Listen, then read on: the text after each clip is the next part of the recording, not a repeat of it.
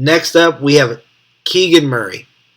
And I've been getting so much hate on the Keegan Murray front because I'm not saying that I'm not high on Keegan Murray. So Keegan Murray to the Kings has been widely speculated that that could be the guy for them. I've said it since the lottery day. I've said it over the past few weeks, and I'll continue saying it now.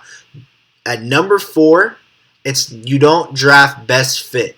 You draft best player available, highest upside available. And to me, that is Jaden Ivey. We'll get to his player comp in a moment. But Keegan Murray is a really good basketball player. I feel like I have downplayed his skills a little bit. And for that, I apologize because there are people that are calling me out on it. But the undervalue that I'm giving him is still a player who just recently got paid by his team and played a pivotal role in these playoffs. And after more review and after more study of his game, I gave him an even bigger upside potential than what I initially did. So you're going to hear that higher upside in a moment. But I think his floor is what was my original player comp. I just feel like Keegan Murray's. There's questions for me about Keegan Murray about if his game can translate to the next level.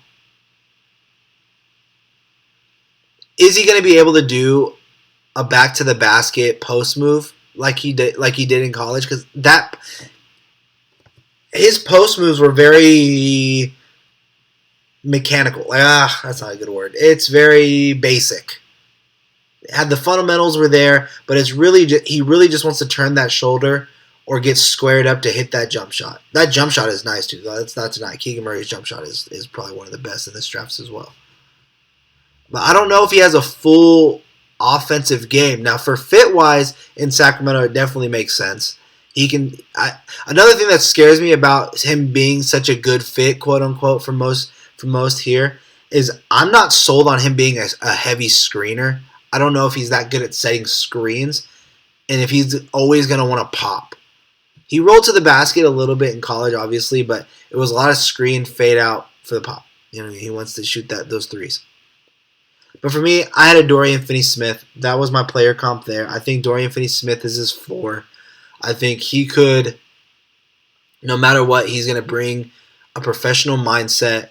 He's going to be in there and play defense, and he's going to knock down threes. Other people have said Mikal Bridges. I could see that as well. If he can get a little bit of a better handle, not even tremendously a better handle, just like a nice 4-dribble. All he needs is a 4 dribbles, like 5 moves for a 4-dribble set. His upside to me is a Tobias Harris. And Tobias Harris is really good. He's a really good basketball player. Both Dorian Finney-Smith and Tobias Harris are really good. They're both impact players. I think Keegan Murray, no matter where he goes, he's going to make an impact just because of his shooting, his professionalism. I mean, just listen to the guy talk. I just recently watched the video of him being interviewed by Pacers beat writer James Boyd, who we've had on this show.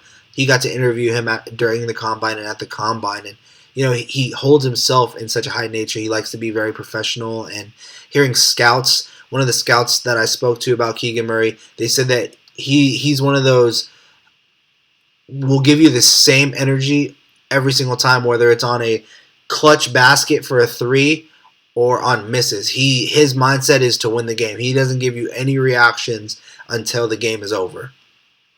And it just speaks to his competitive mindset. So I think Keegan Murray is going to be an impact player right away. So my player comps for him are going to be Dorian Finney-Smith with the upside of becoming a Tobias Harris. Next up, we have Jaden Ivey. And